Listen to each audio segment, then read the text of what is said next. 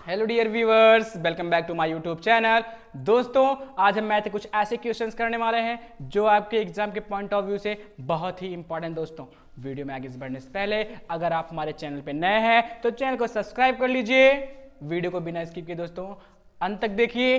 अगर वीडियो अच्छी लगी दोस्तों तो लाइक करिए, कमेंट करिए और शेयर कर दीजिए, जिससे कि वे बच्चे जो इस बार बोर्ड की परीक्षा में अपियर करने वाले हैं वो अपनी परीक्षा की अच्छी तैयारी कर सके और अच्छे मार्क्स स्कोर कर सके। दोस्तों, चलिए दोस्तों स्टार्ट करते हैं। हमारा आज का पहला प्रश्न है, किसी समबाहु त्रिभुज ABC की भुजा BC पर एक बिंदु D इस प्रकार स्थित है कि BD बराबर 1/3 BC है। दोस्तों, सिद्ध कीजिए कि 9AD square is equal to 7AB square. दोस्तों, क्वेश्चन में कहा है कि एक त्रिभुज ABC है, वो समबाहु त्रिभुज है। इसकी भुजा BC पर एक बिंदु D इस प्रकार स्थित है दोस्तों कि BD बराबर 1/3 BC है। तो आपको सिद्ध करना है कि 9AD स्क्वायर बराबर 7AB स्क्वायर। दोस्तों, आइए देखते हैं। सबसे पहले समबाहु त्रिभुज। सबसे पहले दोस्तों समबाहु त्रिभुज एक ऐसा त्रिभुज है जिसकी तीनों भुजाएं बराबर हो, जिसकी तीनों भुजाएं बराबर हो, तीनों कोण बराबर हो, क्या कहलाएगा? समबाहु त्रिभुज कहलाता है। दोस्तों, इक्विलेटरल ट्रायंगल दिया है आपको ABC इक्विलेटरल ट्रायंगल दिया है, BC पर D स्थित है। देखिए दोस्तों, एक त्रिभुज ABC दिया है और BC भुजा पर एक बिंदु D स्थित है कि BD बराबर 1/3 BC। ये जो BD होता है दोस्तों, ये BC का 1/3 भाग है। जो BD है BC का 1/3 भाग है। तो आपको सिद्ध करना है कि 9AD स्क्वायर A और D को ज्वाइन किया गया दोस्तों। 9AD square is equal to 7AB square. दोस्तों, आइए देखते हैं। आइए दोस्तों हल करते हैं इसको। देखिए दोस्तों, सबसे पहली चीज आपको दिया क्या है?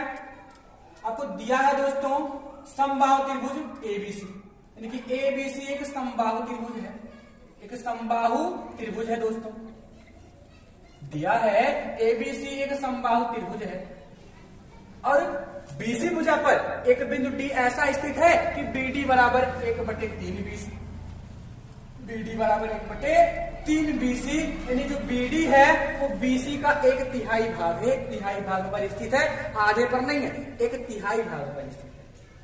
आपको सिद्ध करना है दोस्तों, आपको सिद्ध करना है दोस्तों। क्या सिद्ध करना है देख लीजिए। सिद्ध करना है दोस्तों, सिद्ध करना है कि 9AD स्क्वायर बराबर 7AB स्क्वायर। दोस्तों, ये आपको सिद्ध करना है। अब जरा मुझे बताइए कि समबाहु त्रिभुज है, तीनों भुजाएं क्या होंगी?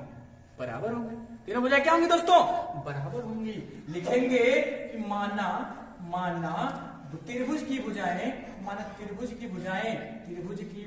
दोस्तों, मान लेंगे त्रिभुज की भुजाएं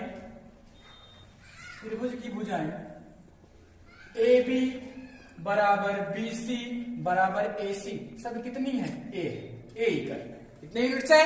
A यूनिट्स है। त्रिभुज भाई समबाहु त्रिभुज है, तीनों भुजाएं क्या होंगी? बराबर होंगी ना। तो ये पूरा A हो गया दोस्तों। ये पूरा कितना हो गया? A हो गया। ये पूरा कितना हो गया दोस्तों? समबाहु त्रिभुज है, तीनों भुजाएं बराबर होंगी, A हो गया। ये पूरा A हो गया। पूरा कितना हो जाएगा? A हो जाएगा दोस्तों। समझ में आ रहा है? A सेंटीमीटर मीटर कुछ ही मान सकते हो। तीनों भुजाएं A हो गई।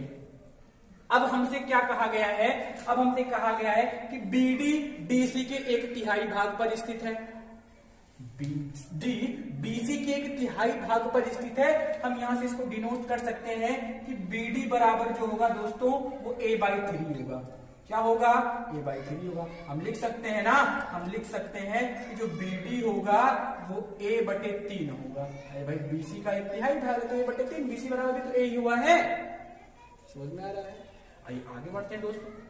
हमें क्या सिद्ध करना है? 9AD = 7AB square. 9AD square = 7AB square. हम सबसे पहले क्या कर देंगे? यहां से एक लंब डाल देंगे दोस्तों। क्या कर देंगे? एक लंब डाल देंगे।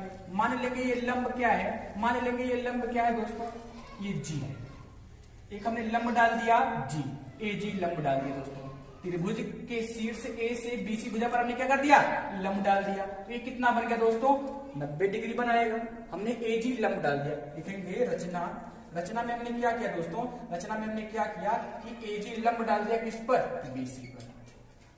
आई होप समझ में आ रहा होगा दोस्तों, आई होप समझ में आ रहा होगा। आइए देखते हैं दोस्तों। अब ये लंब है, अब ये बीजी बराबर क्या होगा, जीसी होगा। बीसी बराबर क्या होगा, जीसी होगा। यानी हम कहेंगे कि जो बीजी होगा वो a/2 होगा और जो जीसी होगा वो a/2 वो भी होगा। पूरा a है, हमने लंब समद्विभाजक खींच दिया, 90 डिग्री का कोण दो बराबर भागों में बांट रहा है, बीजी बराबर जीसी, तो a/2 और ये बाई 2 ये भी हो जाएगा। ये a/2 और ये a है, तो क्या हम लंब ज्ञात कर सकते हैं कितना लंबा है? जी बिल्कुल ज्ञात कर सकते हैं। आइए देखते हैं दोस्तों, हमको सिद्ध करना है 9ad² = 7ad²। आइए देखते हैं दोस्तों, पहले AG निकालेंगे हम लोग। क्या निकालेंगे, AG निकालेंगे। देखते हैं दोस्तों, लिखेंगे त्रिभुज AGC में दोस्तों AG²। सबसे पहली चीज तो आप AG डायरेक्ट निकाल सकते हो, लेकिन अगर नहीं निकालना चाहिए तो आगे बढ़ते पहले आप देखो, किसी भी समकोण त्रिभुज की भुजाओं के मध्य संबंध क्या होता है, कर्ण स्क्वायर बराबर लंब स्क्वायर प्लस आधार स्क्वायर। दोस्तों कर्ण क्या है, AC है, तो AC का स्क्वायर बराबर लंब दोस्तों AG का स्क्वायर और प्लस GC का स्क्वायर। आगे समझ में आ रहा होगा दोस्तों, आगे बढ़ते हैं। AC दोस्तों, AC A का स्क्वायर। AG दोस्तों लंब निकालना है हमको, लंब क्या करना है, निकालना है, रहने दीजिए, AG स्क्वायर। GC दोस्तों, GC आधा हो गया ना, तो a/2 का स्क्वायर, आइए आगे बढ़ते हैं दोस्तों। आइए देखते हैं, ये a² हो गया, ये प्लस में इधर आएगा माइनस में, a²/4 यहाँ पे AG²। ये हो गया 3a²/4 यहाँ पे AG²।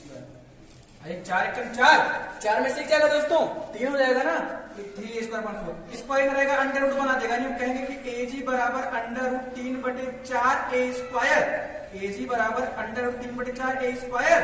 यानी हम साफ काटने से AG की वैल्यू निकाल सकते हैं कि √3/2a। लंब कितना आ गया दोस्तों, √3/2 इंटू a आ गया। समझ में आया, AG कितना आ गया दोस्तों, √3/2 इंटू a आ गया। ये आगे बढ़ते हैं दोस्तों। यहां से क्या मिलेगा, अब हमको ये मिल गया दोस्तों कि यहाँ पे 3 समकोण त्रिभुज बन रहे थे, AGC, AGD और AGB। 3 समकोण त्रिभुज बन रहे थे, तीनों में लंब आपका AG ही था, आपने AG निकाल लिया। आप आराम से दोस्तों कर सकते हो। आइए देखते हैं, आगे बढ़ते हैं दोस्तों, आगे बढ़ते हैं। हमें तो संबंध AD से रिस्पेक्ट चाहिए, हमें संबंध AD के रिस्पेक्ट में चाहिए दोस्तों। तो त्रिभुज AGD ले लेते हैं, AGD ले लेते हैं दोस्तों। त्रिभुज AGD में कर्ण क्या है, AD है दोस्तों। कर्ण क्या है, AD है, तो AD का स्क्वायर बराबर AG का स्क्वायर प्लस DG का स्क्वायर। कर्ण स्क्वायर बराबर लंब स्क्वायर प्लस आधार स्क्वायर। AGD में दोस्तों कर्ण क्या है, AD, ये 90 है ना, कर्ण AD, लंब AG और आधार GD। देखते हैं कितना हो गया। AD पता है आपको, G नहीं, AD आपको नहीं पता है। DG पता है, G नहीं, DG भी नहीं पता है। तो हमें तो DG चाहिए, क्या चाहिए, DG चाहिए ना। आइए देखते हैं DG कैसे निकलेगा दोस्तों। ये BGA है, BG कितना है दोस्तों, A है, तो BG में से अगर हम BD घटा दें, आप सोचिए अगर BG में से BD घटा दें तो क्या DG मिल नहीं जाएगा? जी बिल्कुल मिल जाएगा, DG बराबर दोस्तों, DG निकालना है तो BG में से हम लोग क्या करेंगे, BD घटा देंगे। DG चाहिए तो अगर BG में से BD घटा दे तो DG मिल नहीं जाएगा, मिल जाएगा। आइए देखते हैं, DG बराबर, BG कितना है, B से G की दूरी a/2। हमने लंब समद्विभाजक किया था, पूरा a हमने समबाहु त्रिभुज की तीनों भुजाएं बराबर, भुजा हमने a मान लिया, तो ये आधा है, a/2 हो गया। तो BG कितना, a/2 दोस्तों, और BD कितना, BD, यहां देखिए BD कितना, a/3, क्योंकि शुरुआत में क्वेश्चन ने कहा था कि जबकि BD क्या है, BC का 1/3 भाग पे स्थित है। BD बराबर 1/3 BC। आप यहां से A/3 रख सकते हो, समझ में आ रहा है ना। आइए देखते हैं DG बराबर, सॉल्व करेंगे, 3 एकम 3, 2 एकम 2, 3 में से 2 जाएगा, 1 बचेगा और 3 दूनी 6। DG की वैल्यू कितनी आ गई दोस्तों, A/6। एक बार फिर चेक कर लेंगे, 3 एकम 3 A और 2 एकम 2 A, बीच में हमारे 3 में से 2 जाएगा, 1 A बचेगा ना, और नीचे 3 दूनी 6, क्रॉस मल्टीप्लाई, आपने फ्रैक्शन सॉल्व किया होगा। A/6, DG की वैल्यू A/6। अपने टॉपिक पे आ जाइए, AD की वैल्यू नहीं पता है, वही तो सॉल्व करना है हमको। AG कितना दोस्तों, AG कितना दोस्तों, AG √3/2, √3/2 और इंटू A का स्क्वायर दोस्तों। और DG कितना, DG तो अभी हमने A/6 निकाला ही है, DG कितना निकाला है, A/6 का स्क्वायर दोस्तों। आइए समझ में आ रहा होगा। आइए आगे बढ़ते हैं, AD बराबर AD² बराबर दोस्तों, आइए देखते हैं, √3 का स्क्वायर, √3 का 3 हो जाएगा, 2 का 4 हो गया और A का स्क्वायर। यहाँ पे दोस्तों A² बटे 36 हो जाएगा, A² बटे 36 हो गया दोस्तों। आइए देखते हैं आगे हम लोग कुछ कर सकते हैं जी, बिल्कुल कर सकते हैं। देखिए दोस्तों, AD² बराबर एलसीएम लेंगे 36, एलसीएम लेंगे 36 हो जाएगा, क्रॉस मल्टीप्लाई करेंगे तो 36 क्रॉस मल्टीप्लाई, एलसीएम 36 हो गया, यहाँ पे 9 का गुणा, यहाँ पे भी 9 का गुणा, यहाँ पे 1 का गुणा, यहाँ पर भी 1 का गुणा, तो 9 3 27 हो गया, 27A² और plus A², 27A² plus A², AD² बराबर 27A² प्लस A² बटे 36 हो गया। आगे बढ़ते हैं दोस्तों, AD² बराबर 27 और 1 कितना हो गया, 28A² दोस्तों, 28A² बटे 36, 28A² बटे 36 हो गया, 4 7 28, 4 9 36। AD² दोस्तों, AD² बराबर 7A² बटे 9, ये भाग में, इधर आएगा गुणा में, इधर भाग में दोस्तों, इधर आएगा गुणा में, तो क्या बन गया 9AD² बराबर 7A², 9AD² equal to 7A²। अब A की जगह पे BC रख सकते हो, AB रख सकते हो और AC रख सकते हो कि संभव त्रिभुज सभी में A ही तो है। आइए देख लीजिए, 9AD² बराबर क्या, चाहे तो आप 7AB² रख सकते हो, या 7AC² कह सकते हो, या 7BC² कह सकते हो, लेकिन आपको चाहिए क्या, 9AD² बराबर 7AB², 9AD² बराबर 7AB², यही आपको चाहिए था, हो गया। आई होप समझ में आया होगा। एक बार फिर समझेंगे दोस्तों, क्वेश्चन ने कहा था दोस्तों कि एक समबाहु त्रिभुज है, एक समबाहु त्रिभुज है ABC, जिसकी भुजा BC पर एक बिंदु D ऐसा स्थित है कि BD बराबर 1/3 BC है।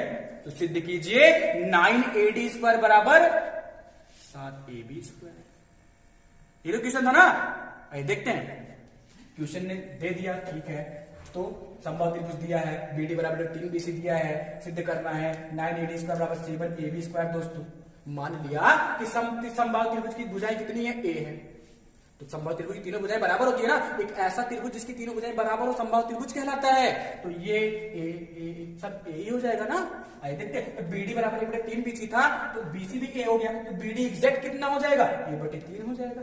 BD कितना दोस्तों, A/3 हो जाएगा ना। आइए देखते हैं, रचना से हमने क्या कर दिया कि AG लंब डाल दिया BC पर, लंब समद्विभाजक खींच दिया। अब AGC की बात कर रहे थे हमने, देखो यहाँ पे 3 समकोण त्रिभुज बन रहे थे दोस्तों, ADC, AGC, AGD, AGB, तो लंब का माप जरूरी है, लंब निकालना जरूरी है। तो हमने सबसे पहले क्या किया कि AGC में AC, किसी भी समकोण त्रिभुज की तीन भुजाओं के मध्य संबंध कर्ण स्क्वायर बराबर लंब स्क्वायर प्लस आधार स्क्वायर होता है। तो कर्ण क्या है, AC है, लंब क्या है, AG है, आधार क्या है, GC है। तो AC² equal to AG² plus GC²। AC की वैल्यू आपने तब A माना है, तो A², AG रहने दीजिए। GC की वैल्यू, अब आपने लंब समद्विभाजक खींचा पूरा है, तो ये A/2 ही तो हो जाएगा। ये कितना हो जाएगा, A/2 हो जाएगा दोस्तों। कितना हो जाएगा, A/2 हो जाएगा। समझ में आ रहा है आपको, कोई बात नहीं, करिए आगे देखते हैं। A/2 का स्क्वायर, अब देखिए ये A² ये प्लस में रहेगा, माइनस में A² बटे 4 हो जाएगा, A² बटे 4 AG²। सॉल्व करेंगे, 4 एकम 4 में से एक जाएगा, 3 बचेगा ना, तो 3A² बटे 4, इसको इधर रहेगा अंडर रूट बनाएगा, अंडर रूट 3 बटे 4 इंटू A²। 3 तो निकलेगा नहीं, 4 का क्या 2 और A² से कटेगा तो A बचेगा। AG की वैल्यू कितनी दोस्तों, AG की वैल्यू अंडर रूट 3 बटे 2 इंटू भुजा यानी कि A। आइए, आपको क्या चाहिए था? आपको एडी चाहिए था ना, त्रिभुज एजीडी की बात हमने कर लिया। एजीडी में AD square is equal to AG square plus DC square. AD square कर्ण, एजी स्क्वायर लंब और डीजी आधार। तो AD square is equal to AG square plus DG square. दोस्तों देखिए, एजी की वैल्यू पता था आपको, एजी पता है ना, लेकिन आपको डीजी नहीं पता। दोस्तों डीजी नहीं पता है। डीजी कैसे पता चलेगा? जब हम बीजी में से बीडी घटाएंगे तो आपको डीजी पता चलेगा। बीजी कितना है? अरे आधा ही तो है भुजा का, तो a/2 हो गया। बीडी शुरुआत में कहा था कि बीसी का 1/3 भाग है, तो आपने बीसी ए माना है, इसका 1/3 a/3 ना होगा। सॉल्व करोगे 3 1 कम 3 2 1 कम 2 a/6, 3 दूनी 6 हो जाएगा ना, क्रॉस मल्टीप्लाई, फ्रैक्शन सॉल्व किए होंगे आपने। 3a 2a/3 दूनी 6 होता है, तो 3a में से 2 जाएगा तो 1 1 बचेगा ना, तो a/6 हो गया। डीजी रख दीजिए यहाँ आके, रख दीजिए यहाँ आके। देखिए a/6 का स्क्वायर, एजी की वैल्यू 1/3 2 का स्क्वायर, तो इसका स्क्वायर कितना हो जाएगा? 3 हो गया। 3/2 का square 4 a square. 3/4 a square, यहाँ पे a स्क्वायर 36, एलसीएम हमने लिया 36 मिल गया। 9 का गुणा कर दिया यहाँ पे ऊपर नीचे, यहाँ पे 1 का करना पड़ेगा। 36 9 3 27 a स्क्वायर, यहाँ पे a स्क्वायर 27 और 1 28 होता है। 28 से 1 का 36 हो गया। 7 चौक 28, सॉरी 4 के 28 और 4 9 36, 4 से काट रहे हैं 7 से नहीं, 4 से काट है ना, 4 से 28, 4 9 36, 7/9 a स्क्वायर भाग में इधर गुणा, तो 9 ad स्क्वायर 7 a स्क्वायर। अब 1 मतलब समबाहु त्रिभुज की भुजाएं, सभी भुजाएं a है, ए बी बी सी ए सी सभी हैं, कुछ भी रख दीजिए। 7ab square 7ac square 7bc square. आपको चाहिए क्या? ab स्क्वायर चाहिए, तो ab स्क्वायर ले लीजिए। आई होप समझ में आएगा दोस्तों, आई होप समझ में आएगा दोस्तों, नोट कर लीजिए।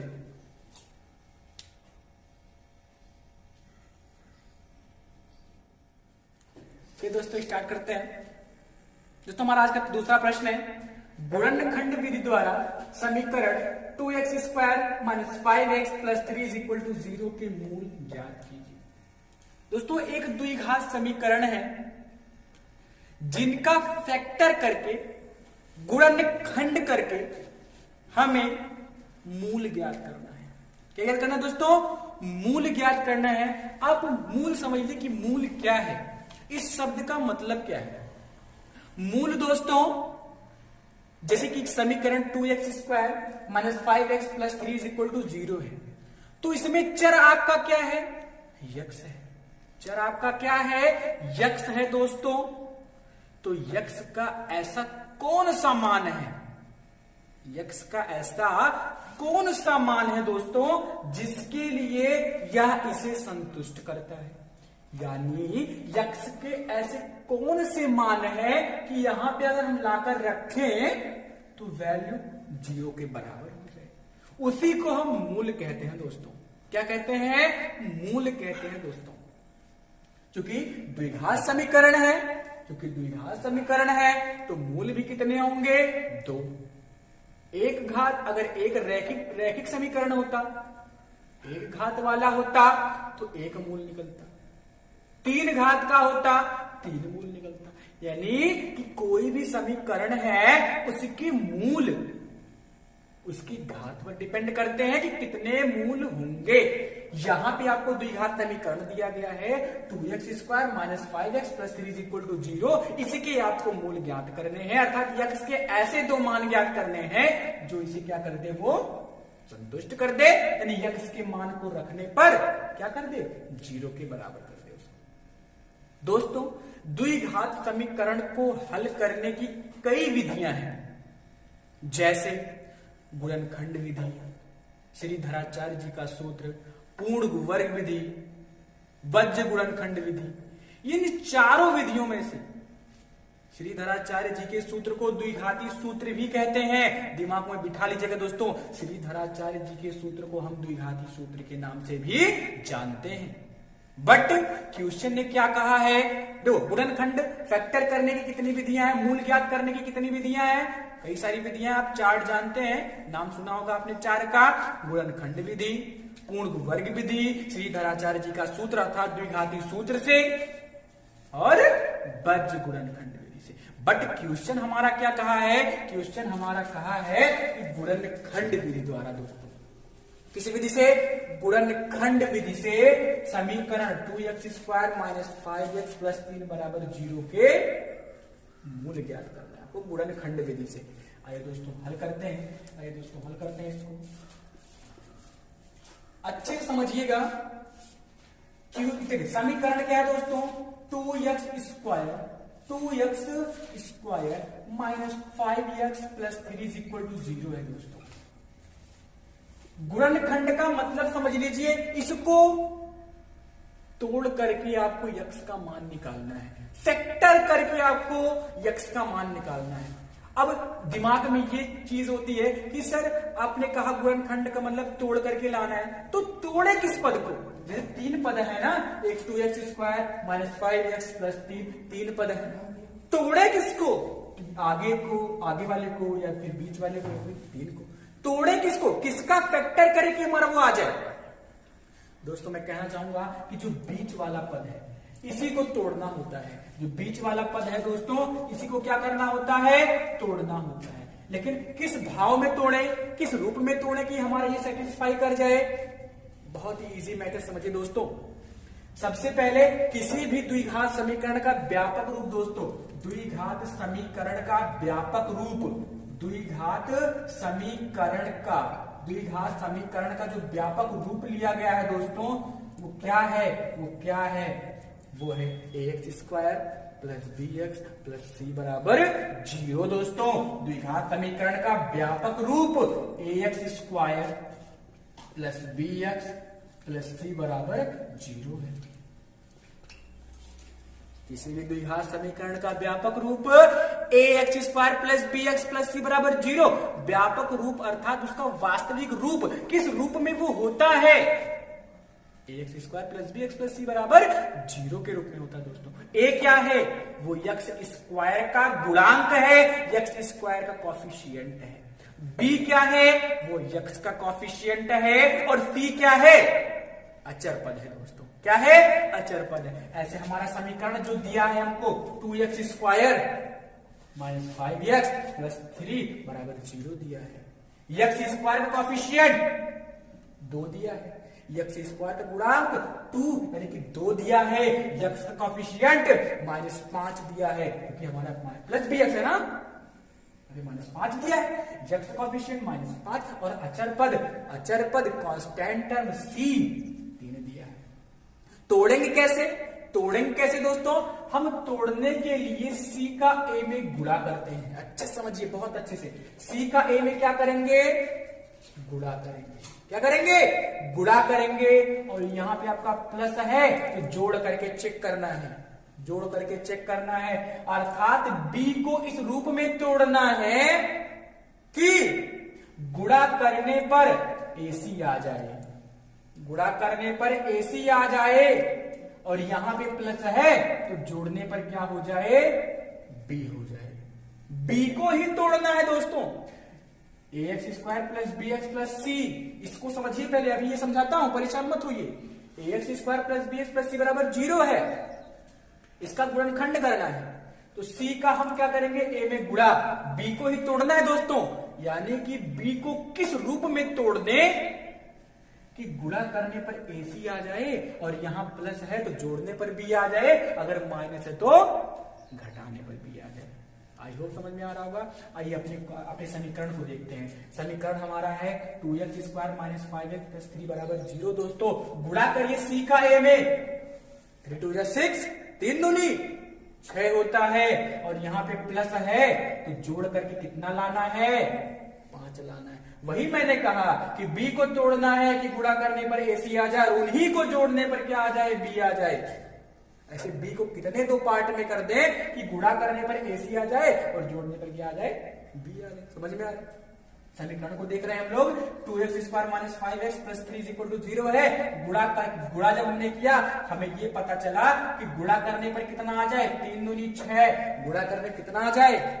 6 आ जाए, और यहाँ पे प्लस है, जोड़ने कितना आ जाए? 5 आ जाए। तो 5 के ऐसे 2 खंड करना है हमको, 5 के ऐसे 2 खंड करना है कि उन दोनों खंडों का अगर गुणा करें तो 6 आ जाए, और उन्हीं दोनों खंडों को जोड़ दें तो 5 आ जाए। क्या आपने सोच लिया?